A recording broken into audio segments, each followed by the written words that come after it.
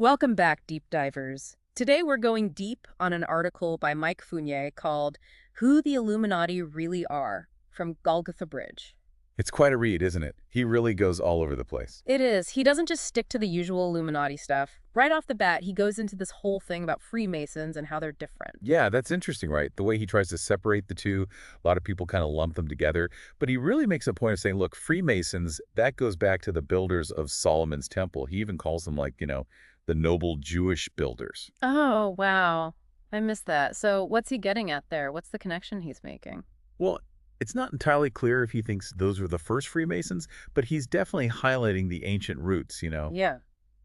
the symbolism and the history that Freemasonry is built on. Okay, that makes sense.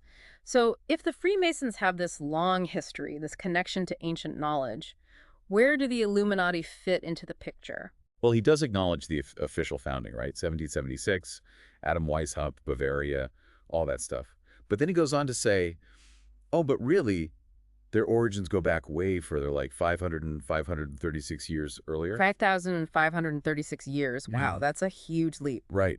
And then he points out this other thing. He's like, did you know that the official founding of the Illuminati happened just 65 days before the U.S. declared independence? Oh, wow, 65 days. Yeah. Yeah, that can't just be a coincidence. Right.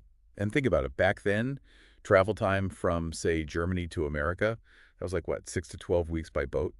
So just enough time to make the trip within those 65 days. Is he suggesting a connection there? Like the Illuminati were involved in the founding of America somehow? It's definitely implied. He talks about how they might have been trying to escape problems in Europe and saw this new nation as a chance to, start fresh, exert some influence. That's pretty wild. He also mentioned something about America meaning land of the serpent in some ancient languages. Oh, yeah. That's where it gets really interesting.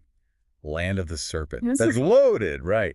And it all ties into this theme he keeps coming back to about serpents, hidden knowledge, power, all that. Okay, I'm starting to see where this is going. So he's drawing these parallels between the Illuminati, this ancient symbolism, and even the founding of America. What about the terms themselves? Reptilian, Illuminati, does he go into that at all? He does. Reptilian's pretty straightforward, I guess. But with Illuminati, he goes back to the Latin root illuminatus, which means to illuminate, to enlighten.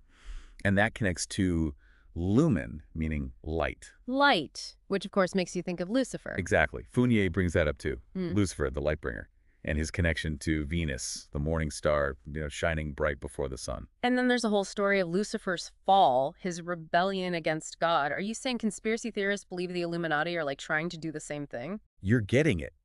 That's the thread he's pulling on. This idea that the Illuminati are working against divine will, manipulating things for their own gain, mirroring Lucifer's rebellion. Okay, that's fascinating. But then he gets into even more obscure stuff, like the seraphim. Aren't those the angels who, like, praise God? Right, right. But their name, he says, is connected to the words serpent and burning. Okay, wait a minute. Serpent again, like back to the land of the serpent thing. Exactly. And he connects the seraphim to the watchers, those fallen angels Yeah. who, supposedly corrupted humanity with forbidden knowledge. They're also called the Iron. Iron, that sounds familiar, but I can't place it. Well, think about it. Iron, Aryan. It's similar to the Sanskrit word for like a superhuman race, the one the Germans kind of twisted into their whole, Yeah. well. Oh, wow. And Germany is where the Illuminati started, at least Weishaupt's version of them. He's Yeah. saying there's a connection there, right? Like they're deliberately manipulating language to hide their true origins. It's not a direct claim, but he's laying out some pretty intriguing connections. And then he brings in the Nephilim, and that's where things get really wild. The Nephilim. Oh, man. Those were like the giants from the Book of Enoch, right? The offspring of angels and humans. Yeah, yeah. Powerful, superior to humans, but also totally bloodthirsty, no morals. And he's drawing a parallel between the Nephilim and this supposed hidden elite within the Illuminati. Wait, hold on. Is he saying the Illuminati are literally descended from the Nephilim? Not literally, no. But he's saying they share certain characteristics, certain goals. He emphasizes how the Nephilim, because they weren't God's children, couldn't be saved or forgiven. Who were wiped out in the flood, right? So if the Illuminati are like the Nephilim, what does that mean for their agenda? What are they trying to achieve? Well, Fournier ties their supposed involvement in wars and revolutions to a larger goal, control. He believes they want to recreate the world as it was in the days of Noah. A time of chaos and wickedness. But to understand what he means by that, we need to go deeper into his interpretation of biblical prophecy. And that's a whole other can of worms. Okay, now I'm really hooked. Let's dive deeper into this Days of Noah idea and what it means for the Illuminati's supposed agenda. But first, a quick break. Sounds good to me. So the days of Noah, it's not just about chaos, right? It's about this idea of going against God's will. Right, we were talking about how the Illuminati, according to Fournier, are kind of mirroring Lucifer's rebellion. Exactly. And he sees this whole one world government thing as part of that. Okay, let's talk about that. We hear about the one world government a lot in conspiracy theories. What makes Fournier's take on it different? Well, he doesn't necessarily see it as a sudden takeover, Yeah. like jackboots kicking down doors and all that. He thinks it's more subtle. More like a gradual erosion of power, a slow shift towards global control. Right. He talks about how things like globalism, the way the world's becoming more interconnected through technology and trade, those could all be part of their plan. So those things aren't necessarily bad in themselves, but they could be used to manipulate the system, to concentrate power. Exactly. And he specifically mentions technology, the internet, social media, all that. He sees them as tools the Illuminati can use to, shape public opinion, monitor people, all that creepy stuff. It's like this battle for control is happening right under our noses in the digital realm. And he connects it back to the days of Noah by saying this one world government would pave the way for, well, something else. Something else, like what? He gets pretty vague here, but he's basically talking about these demonic entities, the forces he believes are pulling the strings behind the Illuminati. Whoa, hold on. So it's not just about humans being power hungry. There's a supernatural element to this. That's what he's saying. This whole thing is orchestrated by something or someone way beyond us, and this one world government will be like, their ticket back in. And then they'd establish this tyrannical regime that would, like, punish anyone who didn't conform. That's the idea. Yeah. And this is where he brings in the mark of the beast prophecy. Oh boy, here we go. So, is he talking about a literal mark, like a microchip or a barcode or something? Actually, no. He interprets it more symbolically, like a sign of allegiance to this new world order. People would be pressured to accept it in order to function in society. So it's not about a physical mark, but about ideological conformity. You have to go along with the system, even if it violates your conscience. That's the chilling part. He's talking about a world where your survival could depend on compromising your values. And he even suggests that this whole one-world system might not be based on something like, I don't know, Islam, which some people talk about. Right, he thinks it could be something more insidious, like a New Age system, or even a UFO cult. Whoa, aliens. Now he's really going off the deep end. I know, right? But he has a theory. He thinks these entities, they might present themselves as aliens to exploit people's fascination with the unknown. Like they'd come bearing gifts, promising advanced technology or spiritual enlightenment, but it's all a trick to gain control. That's the warning he's giving. Be careful who you trust, especially those promising easy answers or quick fixes. It's a lot to take in, all of this. A shadowy group, fallen angels, a one-world government, the mark of the beast. It's pretty heavy stuff. It is. And it can be easy to dismiss it all as, crazy conspiracy theories.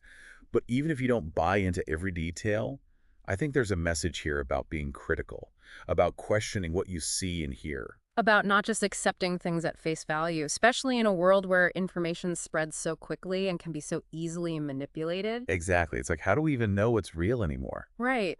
I mean, we've been talking about all these shadowy forces, this supposed Illuminati agenda, but how does that actually play out in the real world? What are we supposed to be looking for?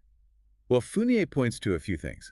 He talks about globalization, how the world's becoming more interconnected. Yeah, through technology, trade, all that. But isn't globalization supposed to be a good thing? Bringing people together? It can be. Yeah. But Fournier's point is that it could also be used as a tool, to weaken individual nations, create a more centralized system, one that's easier to control. So it's not about globalization itself, but who's controlling it, what their goals are. Exactly. And then there's technology itself, the internet, social media.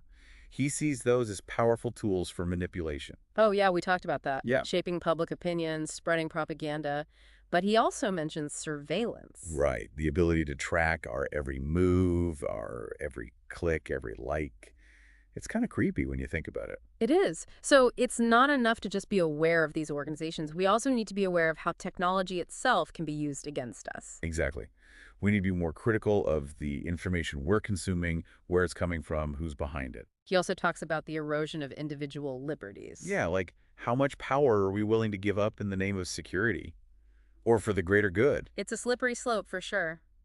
He's saying we need to be vigilant to defend our freedoms before they disappear completely. Right. And then there's this whole thing about occult symbolism in popular culture. Yeah, that one's a little harder to grasp. What's he getting at there? He sees it as a form of subliminal messaging, normalizing these ideas, making them more acceptable, more mainstream. So it's not just about outright control, it's about subtly influencing our thoughts, our beliefs. Exactly. It's all connected, you see. And then he even brings in the New Age movement. I mean, that seems like a stretch, doesn't it? Connecting that to the Illuminati. I know, it sounds a little out there.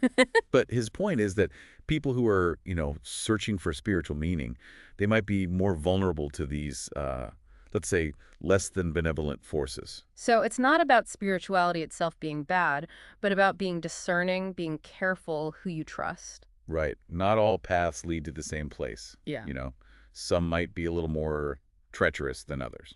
Man, this is a lot to unpack. We've covered so much ground here. Ancient history, fallen angels, conspiracy theories, the future of humanity.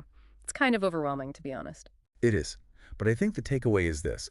Be aware, be critical, think for yourself. Don't just blindly accept what you're told. Do your own research. Question everything. Exactly. And don't be afraid to challenge the status quo, to speak out against injustice, to fight for what you believe in. Because at the end of the day, we all have a choice to make. Do we just sit back and let things happen? Or do we stand up and fight for the kind of world we want to live in? It's not about being paranoid or giving up hope. It's about being empowered, being informed, being proactive. It's about recognizing that we have the power to shape our own destiny, both individually and collectively. Well said. And on that note, I think we'll leave it there for today. Yeah, I think we've given our listeners plenty to think about. So until next time, deep divers, keep questioning, keep exploring, and keep diving deep.